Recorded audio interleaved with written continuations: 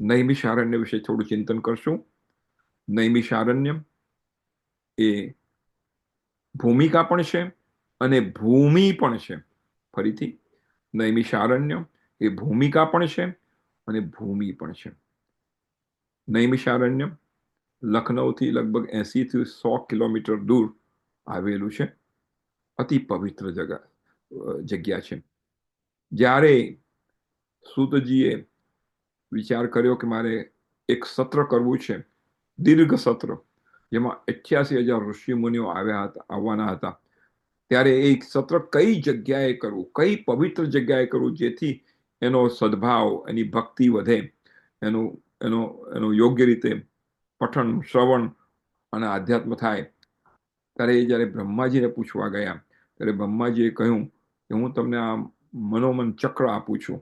આ ચક્ર જ્યાં શાંત થાય, આ ચક્ર જ્યાં એના આરાને ખોઈ દે, એના આરા નીકળી જાય ચક્રમાંના, એ જગ્યાએ તમે આ કથા કરજો અથવા કથાનો સ્વાધ્યાય કરજો.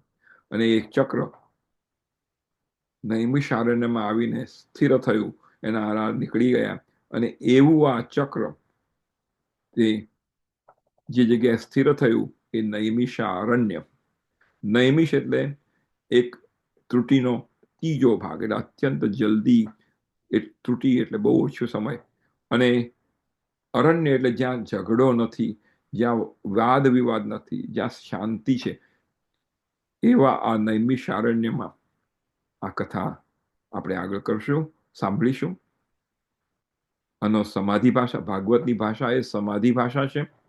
એટલે એ ભાષામાં પણ આપણે જોઈએ તો આપણું મન જ્યારે ભાગવતની કથાનું પારાયણ કરતું હોય, અથવા તો કથા સાંભળતું હોય, અથવા તો એનું ચિંતન કરતું હોય, ત્યારે એ નૈમિષારણ્ય જેવું ભૂમિકા વાળું હોવું જોઈએ, એવું આ ભાગવતની સમાધિ ભાષા આપણને કહે છે.